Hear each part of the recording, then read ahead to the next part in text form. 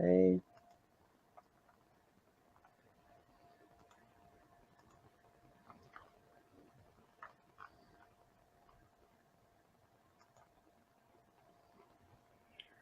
Welcome back, everyone, to What Matters Gulf Coast. Our first guest today is Eric Finley, a fourth generation native of Mobile, Alabama, descendant with family roots from 1850. He grew up in the African American business community with parental and maternal parents and relatives that were proprietors of health service businesses dating back to 1918. Currently, he is the tour director and history storyteller with Friends of the African American Heritage Trail, also known as the Dora Finley African American Heritage Trail, preserving and sharing African American history in Africatown and throughout Mobile. And this is an exciting venture. So if you have not availed yourself, please make sure you do. And I know sometimes we think because we live here, we know all about our history, our African American history. But I guarantee you, you will learn something new. He has been past president of Utopia Fellowship Foundation and the Mobile Area Mardi Gras Association since 1936, with social and civic missions in the African American communities. Currently, he is a board of director member for both of these organizations. He is senior warden administrator for 10 years in the past with the Episcopal Church of the Good Shepherd. He's a volunteer on several community service projects: Clean Up the North Side Bottom Area, Africatown Tours Development Committee, Davis Avenue Remembrance and Revitalization Committee, Mobile County Community Remembrance Project Marker Ceremony, and the Association for the Study of African American Life and History. He retired in 2015 with 25 years of service for an international telecommunications company. Of course, he didn't retire long because he is as busy as ever. And now let us hear from Mr. Eric Finley. Eric? And Ms. Simpson, thank you so much for inviting me on What Matters on the Gulf Coast. It is indeed a pleasure to be here and to talk about the history of Mardi Gras. But let me say first, I need to say that I am married, and my wife, Vera Finley, and I have two children that are no longer on my 1040. So that's a blessing. But they have supported me in all of these endeavors for the last couple of years. So I'm most appreciative of that. But to get right down to the core of Mardi Gras, which we all love, it's a joyous time of the year. It's a time when you see people that normally walk with a cane. You don't see the cane because they're dancing. And the spirit just comes out in them. And Mardi Gras actually was the result of a Greek festival. They used to have events celebrating the harvesting of crops. And this was, of course, many centuries ago. And then the French, the Spanish, and ultimately the Roman Catholic Church started celebrating Mardi Gras. And if you know that Mardi Gras actually starts 10 days after Christmas. And that's when we actually, that was the time that the three wise men brought the gifts to the baby in the manger. And we start Mardi Gras every year with that liturgical event. And that's when we celebrate with the king cake. And most of us are aware of the king cake celebration, where we will have the little baby that we place in the bottom of the cake. And whoever gets that piece, of course, they have the opportunity to have the next party based off of their group. And then from that day up until Fat Tuesday, there are parades, there are Mardi Gras balls, there are debutante balls, there are luncheons, there's a host of events outside of the parades that we see in the public streets.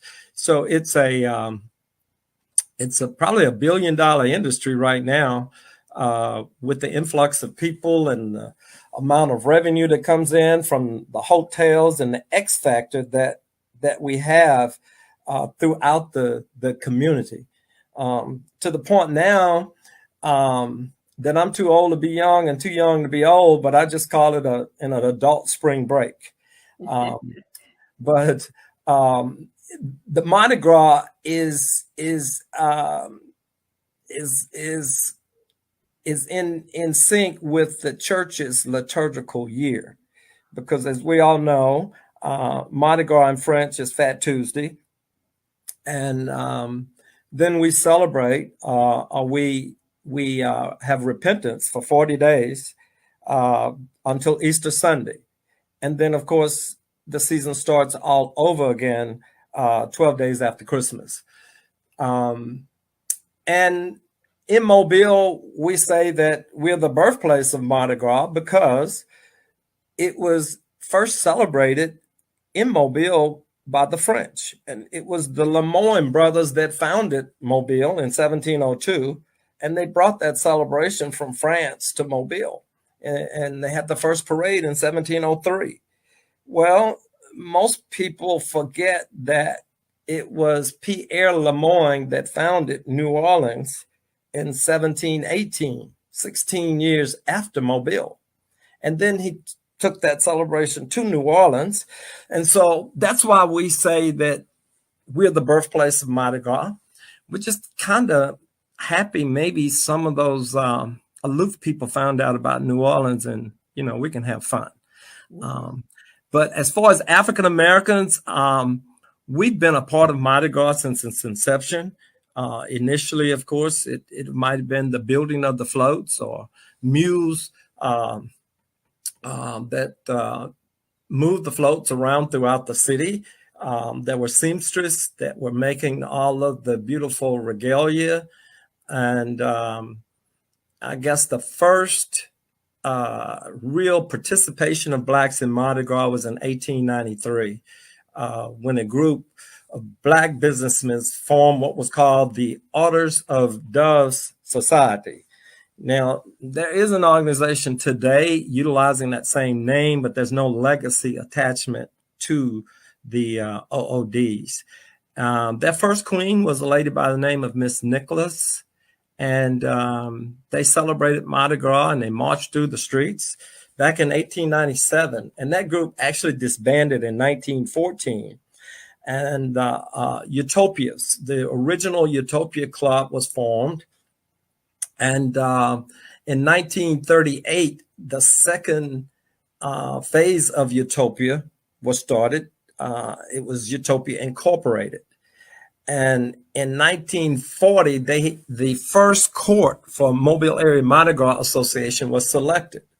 And the ladies and the queen were actually debutantes from the Utopia Ball. Mm-hmm. And the knights were the escorts from that ball. And so the first Mardi Gras in 1940 was held. The king was Mr. Alec Herman, and the queen was Miss Eileen Howard. And so we continue now. We're 84 years into Mardi Gras from that first celebration.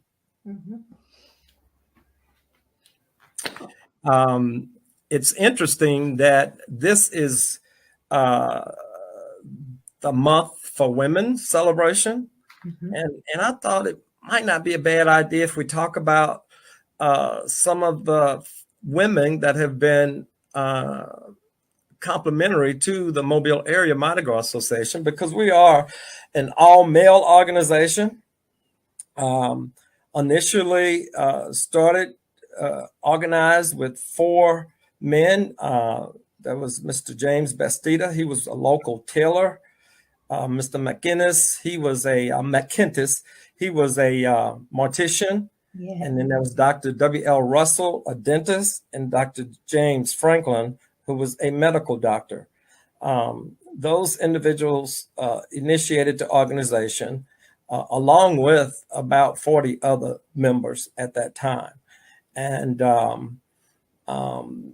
put together a very strong foundation.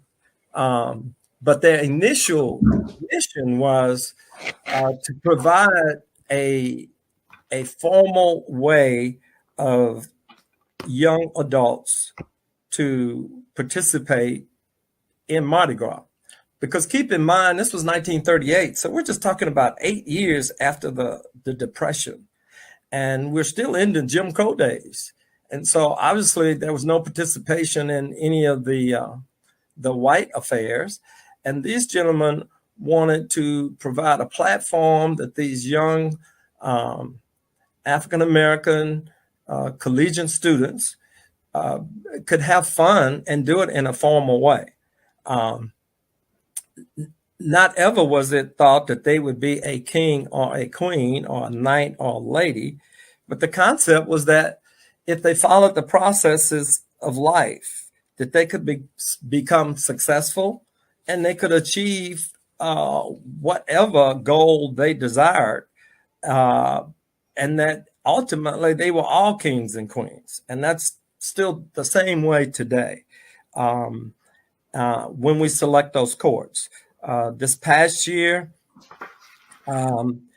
we actually have 2 courts now. We have a royal court and we have a junior court. The queen this year was Maya Rice, and she's a graduate of the U.S. Military Academy in West Point.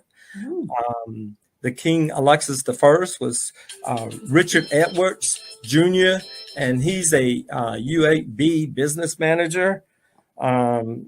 We've recently resumed our junior court, and the junior queen this year was Mackenzie Crosby. She's a freshman at Alabama State University and with a major in forensic science.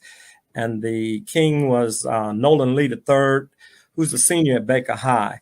The junior queen is actually a freshman because we did not have a Mardi Gras last year. So we gave everyone the first right of refusal.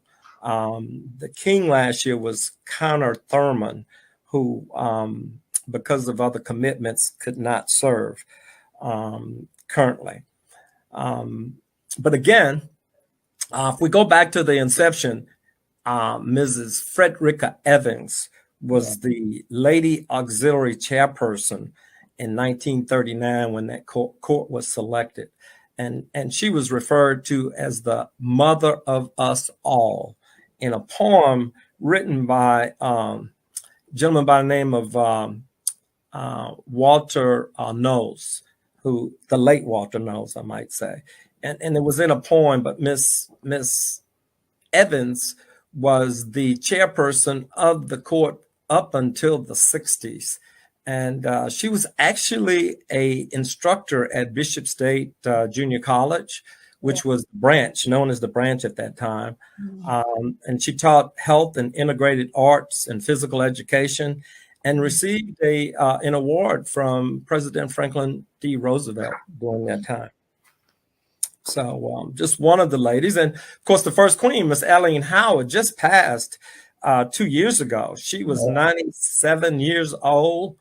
And She was a graduate of Alabama State University and attended Columbia University. Yes. Her master's and principal and vice principals at several of the local schools. Another female was Dr. Yvonne Kennedy, who was also, she was a junior queen, a royal queen, and a queen at Alabama State University. Yeah. And as we all know, she was president of Bishop State, president of the Deltas nationally, and she was an Alabama State representative. Yeah. So again, just a couple of females that have done international type academic positions that were a part of the Mobile Area Mardi Gras Association that never probably thought that they would be on the platform that they ended up on. And so those are the type of individuals that are in the court today. And no, don't let me forget Alexis Herman, who was also a queen and became Secretary of Labor under Bill Clinton. Yes. And her father, Alec Herman, was the first king. So just a little on Mardi Gras. And of course, we could talk for the entire parade route on the participants that have been in the Mobile Area Mardi Gras Association. I'm currently a historian. Our president is Tanera Rice. So I serve at his capacity as a historian. We tie this in kind of with the Dora Franklin Finley African American Heritage Trail, which was actually established in 2005.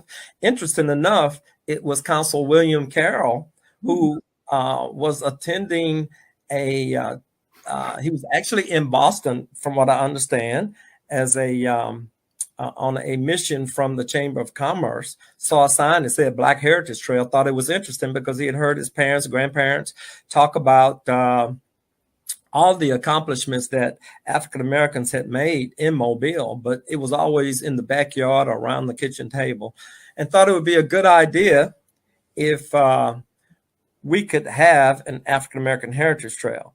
And so he kind of initiated that thought, and Dora Franklin Finley accepted the opportunity to establish the trail, and committed about 5 years of finding African Americans in places that had made significant contributions to the city of Mobile.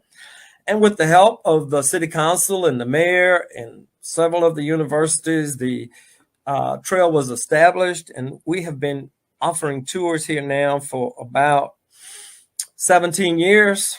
We have about 44 locations throughout the city that we preserve and share history, and we're still unveiling history of African Americans that was not on the marquee.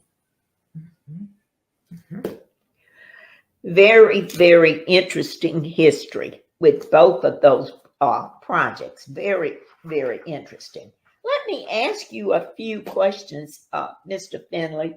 One of the things is, do we have any idea of, and I know you kind of touched on this a little bit, but do we have any kind of estimate of how much money the African American community contributes to the whole Mardi Gras scene?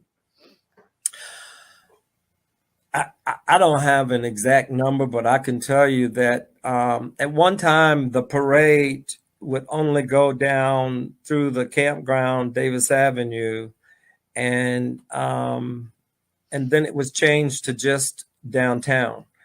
And most Mobilians know that Davis Avenue was what we call our Black Main Street.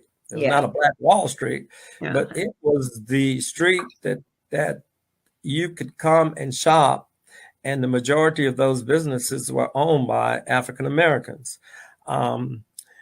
Ultimately, we continued the route down the avenue, but we had to include downtown because we have a lot of Mobilians now that come back and they're staying in the hotels. They're at all of the hotels on Royal and Government Street.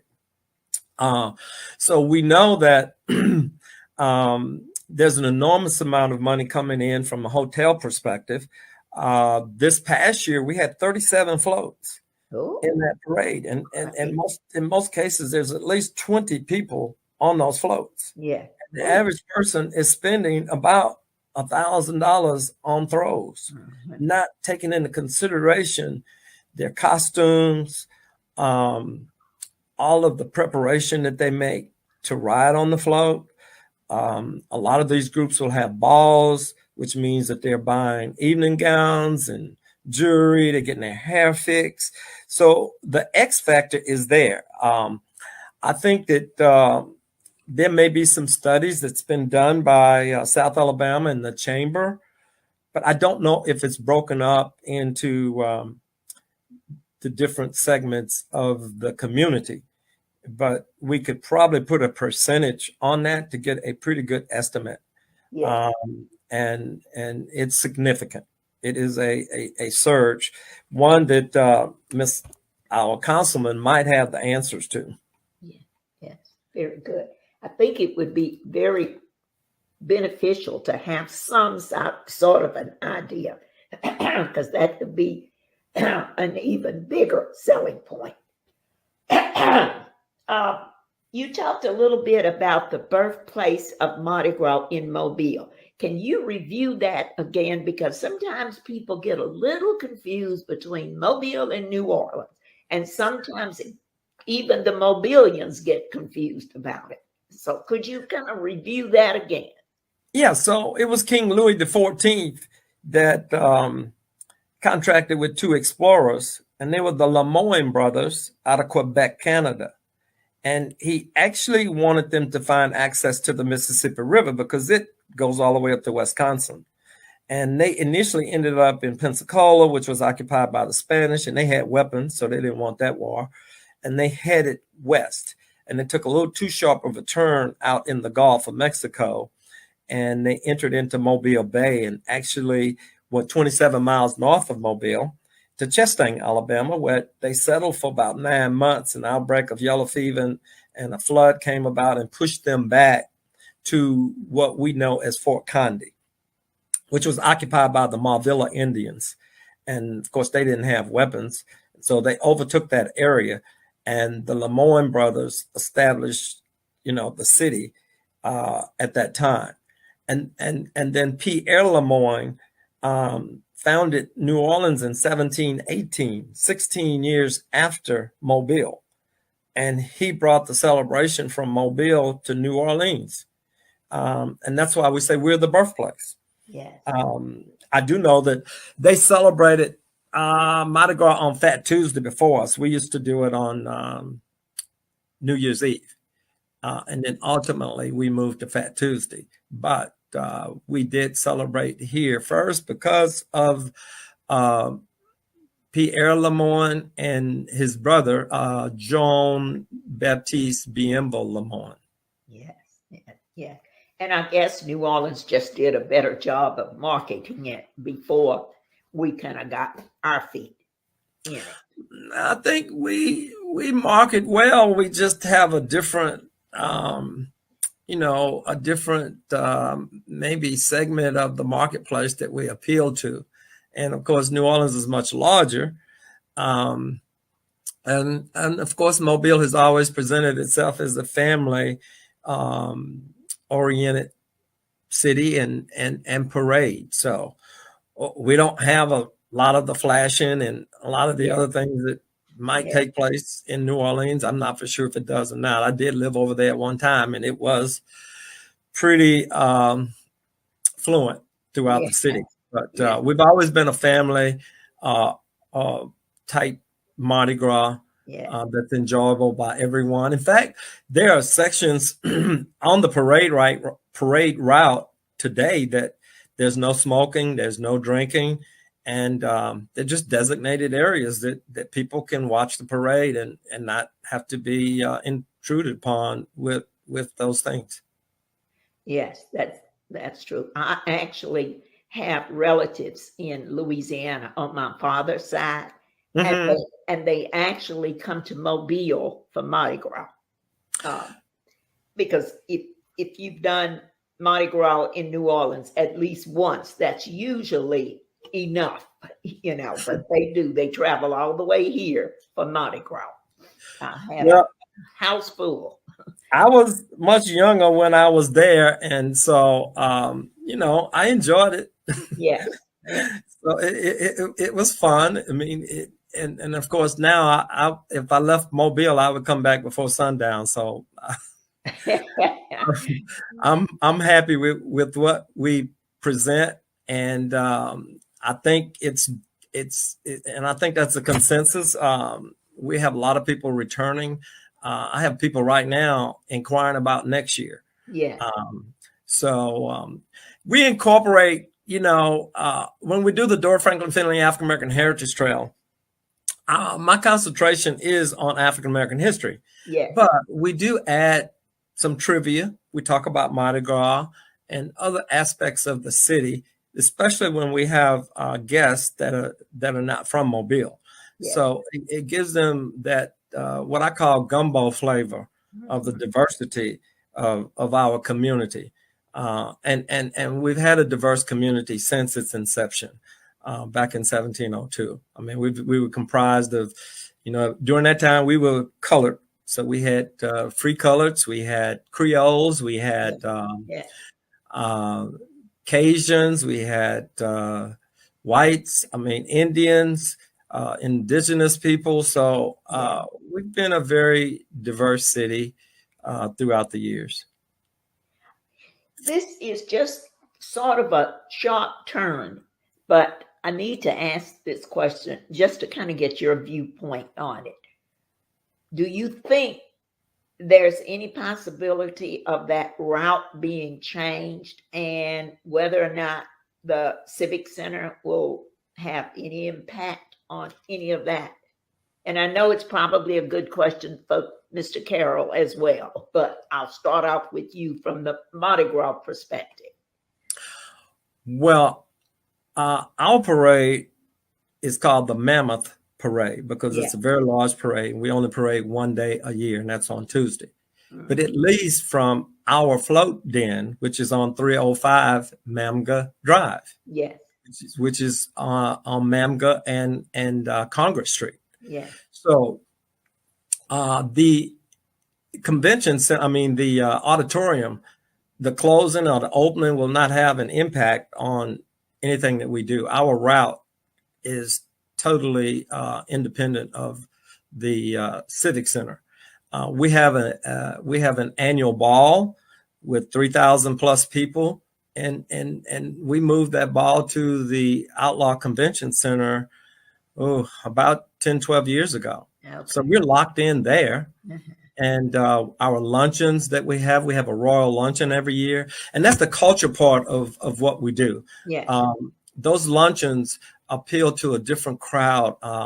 It's amazing that we never have a dress code for the royal luncheon, but all the ladies are in pastel colors, and they have these beautiful crowns on that they wear, and the guys are in suits, and usually we'll have a keynote speaker.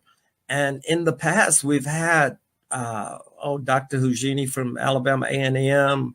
I remember we had Dr. George French from Miles College in Birmingham. I think he's at Clark now. We had Dr. Gavin. He was past president of Morehouse Medical School, as well as a past Grand Marshal here in Mobile. Mm-hmm. Dr. Leon Howard, he was a Grand Marshal. He was from Alabama State. We've had almost all of the HBCU schools presidents speak at that luncheon. This past year, we had Commissioner Masiria Ludgood. Yeah. And she was introduced by the president of our council, C.J. Small, who's a past Mamga King. And the junior luncheon was Commissioner Corey Penn from District 1. And we've had past Mayor Samuel Jones also as a guest speaker, keynote speaker at that luncheon. But we've brought in people that have delivered messages that will stay with us throughout the year for the attendees at those royal luncheons. Well, we want to thank you for taking this time. And I know we are a little behind schedule because Mardi Gras is over, but you and I have talked about the possibility of getting you on earlier next year, because as soon as we get anywhere close to that Mardi Gras season, you are virtually tied up. So we're going to work really hard on getting in touch with you early on so you can give us some of the history and some insights as to what's coming up for the new Mardi Gras year, Mardi Gras season. Okay? Look forward to it. I value the time that we spent today. I could have used another hour, and but come take the tour. We can talk more on the tour. On the Yes. tour, I'm about 2 hours and 15 minutes of nonstop talking about our great city of Mobile. Great. And how we can continue to make it better and give back. And so that's what we do. We preserve history. We share it with everyone. And at the end of that tour, we just hopefully realize that we're all human. We're all Homo sapiens. Yes, okay, that's true. And going forward, hopefully we one can of the sit around things the table. One of the things we do want you to do is come back and talk to us about the tour a little more in depth the next go round. And yes, we will. Once you get everything worked out and what have you, we will start it up. I know they usually would leave from the VIA Center, the senior center, but that hasn't gotten started yet. I think it's in the making. But we do intend to take the tour, and we want you to come back so you can delve into that with a little more depth to it. Okay? We do, and we do depart from the History Museum of Mobile on 111 Royal Street every day by appointment. Oh, okay. The tours are open. Great. Okay, good. Glad to know that. Okay. Every day at 11. Yeah, but you need to call for an appointment because a lot of times we're full. Of course. And the tour is usually about how long? About 2 hours, but as you can see, I'm long-winded, so you got to give me another 15 minutes because I want to tell you kitchen stories. I want to tell you about Constable Carroll, and I want to tell you about, other people that used to walk down the avenue, and teachers in all of the community schools, and our baseball players in the Hall of Fame, and all the principals that came from Mobile County Training School. See what I'm talking about? Yes, I do. I see exactly. And we certainly do want to hear those stories, especially the ones about Councilman Carroll. Okay. I'm going to let him. He's going to speak for himself. Okay. Thank you again. Thank you very much, Mr. Finley. And thank you for joining us today. Please tune into What Matters Gulf Coast next week at 4 o'clock p.m. on Facebook Live or